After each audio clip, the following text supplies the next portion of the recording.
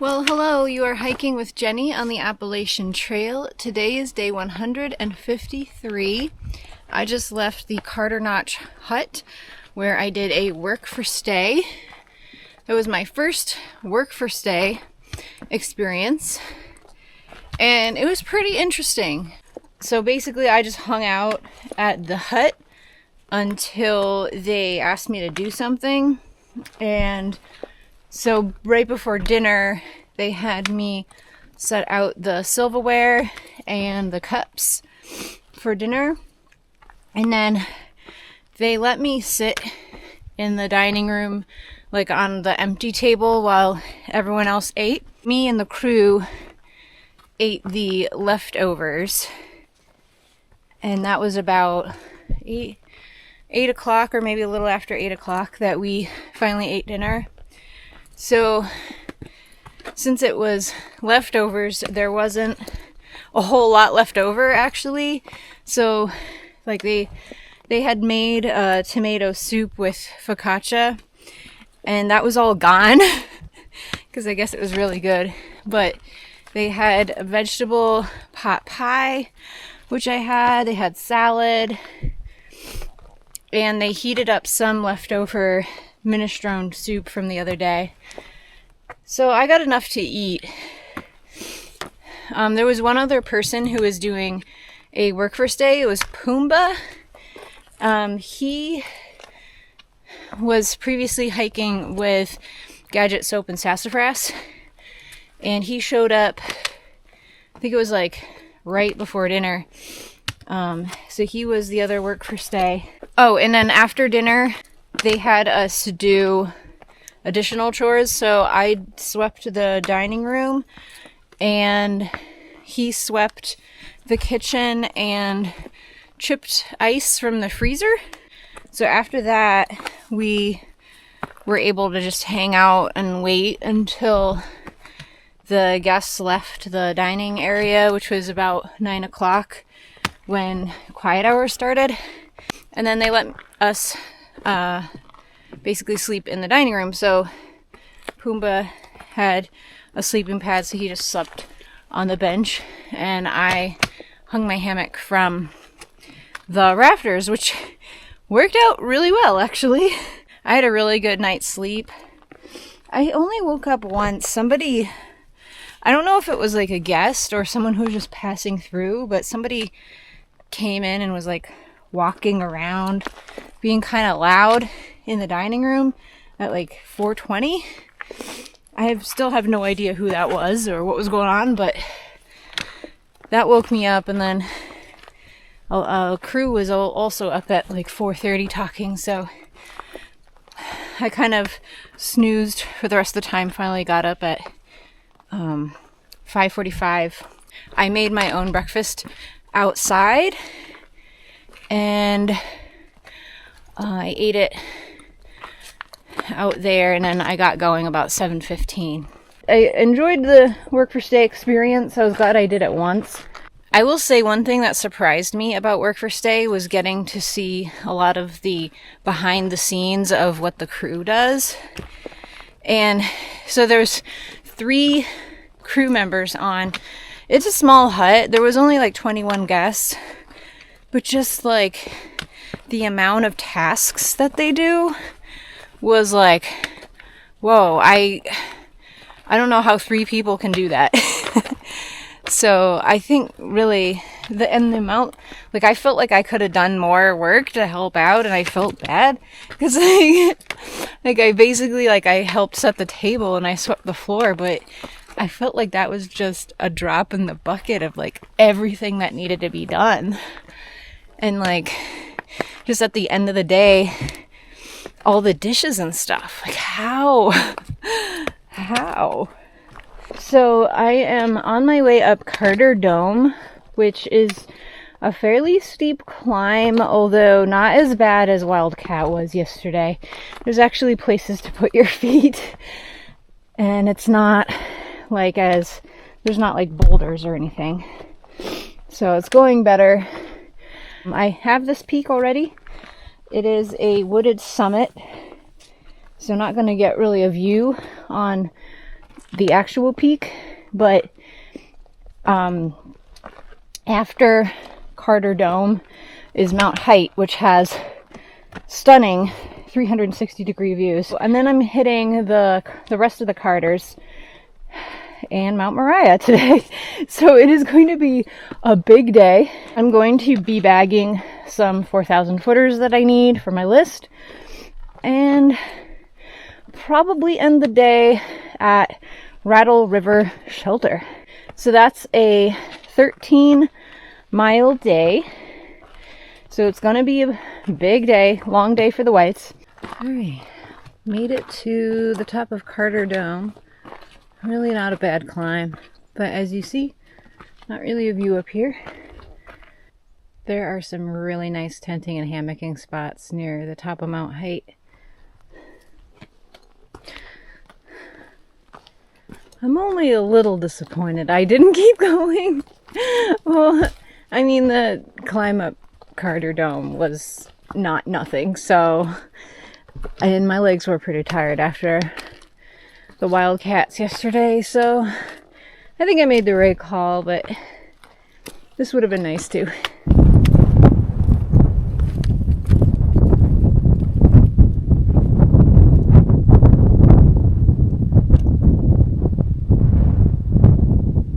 So left to right is Washington, Jefferson, Adams, and Madison. Climbed all of that except for the summit of Jefferson. And right in front of us we got the Carters, and off in the distance some of the mountains in Maine that we'll be climbing. 360 view on top of Mount Height. Pretty nice. That's where we just came from. We did all that, and that's where we're going.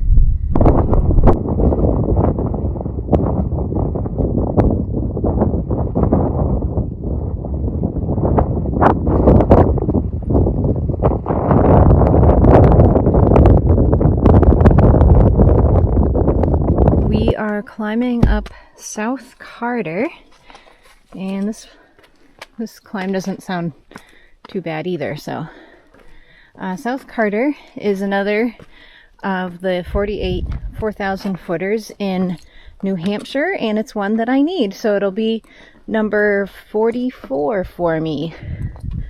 This is the summit of South Carter, number 44. So apparently this little pile of rocks is the summit of Middle Carter. I didn't realize this was a wooded summit as well, although it looks like there might be a view over there. I'll check it out. A little bit of a view. Alright, so that was number 45. The next peak we're going to hit is North Carter, but that one's not actually on the list. So it has to do with not only elevation, but also prominence. So I don't think it's prominent enough to make the list, but we're still going to hike over it. And after that, we've got a long descent. Nice views coming down Middle Carter. Presidential Range again.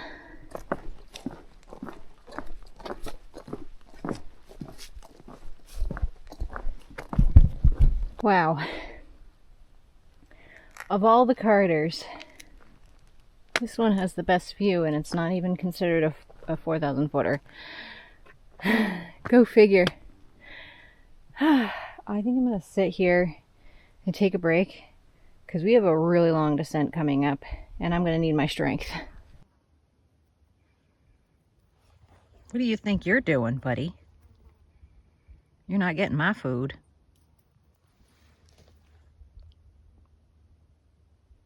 Or my trekking poles.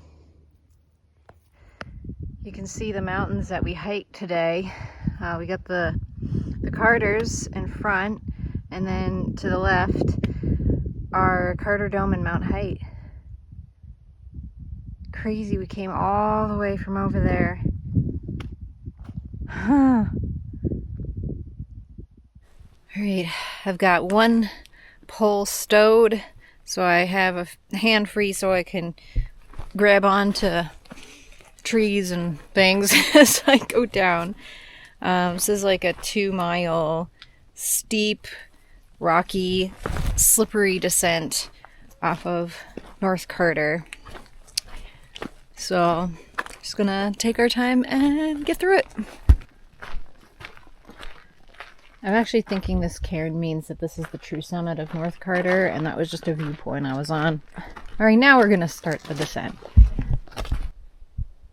I think down there might be Gorham. The trail's kind of weird because, I mean, I've already been to Gorham, but because of the way the trail kind of loops around, it's like you go kind of near Gorham and then you loop away from it and then you come back to it. So there's a couple times where Gorham is accessible, and I think most people get off at Route 2 maybe and go in, but I got off at Pinkham Notch and went in. We finished the worst of the descent. I think that took a little less than an hour to get down. It was definitely technical. I did fall once, but I wasn't hurt. And it was just basically like take your time and like grab onto whatever you can, and sometimes butt scooting down. But we made it. Flat for a little bit. I think we got more descending to do, but it's not as steep.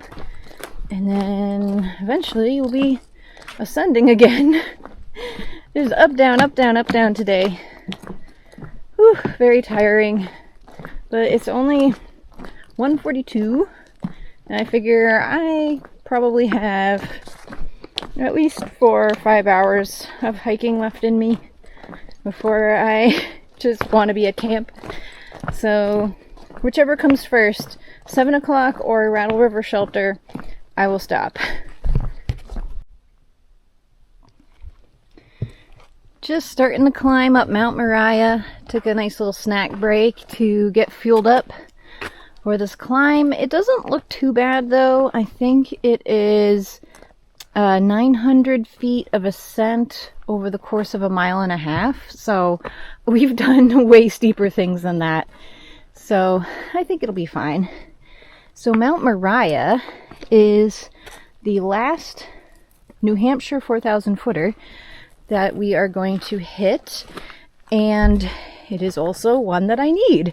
So this will be my last that I will be doing on this trip. So that's going to bring me up to 46. And then I'll have 2 more left over for another adventure. Eisenhower and Jefferson. But man, I will be so glad to be done climbing after this, because my leg muscles are actually pretty sore, and that doesn't usually happen. But just between all the climbing we've been doing the last couple days, I will be glad to just, you know, go down and flat for a while after this. The climb up this mountain has several lookout points, so there should be some views on the way up. And look at this beautiful stone staircase. Periodic reminder to look back sometimes when you're hiking up a trail. Sometimes the best views are right behind you. So the summit of Mount Mariah is actually not on the trail. It's up that. So I think I'm gonna drop my pack and go up it, because I gotta come back here anyway. But I want that peak. Woo! Mount Mariah, number 46. See the prezzies. That's what we did. So awesome. Ah, what a day. Back down. It's 4:45 and I'm still 3.8 miles away from that shelter. And with how slow I've been moving, that could either take 2 hours or it could take 4. So I don't know if I'm going to make it there or not. If not, I'm probably just going to try and stealth somewhere that looks good. I am so tired. Alright, it's about 6 o'clock and I have pretty much decided that I am going to just stealth camp at the next water source. I am just so depleted. I just need to eat a bunch of food and pass out. Alright, so I found this stealth spot and I think I'm just gonna set up here because I cannot walk anymore. So I'm just gonna make it work. What a day. 6 mountains, 11.7 miles. Exhausting. But I finished the whites. And I'm gonna go to sleep now. Thank you for watching and happy trails.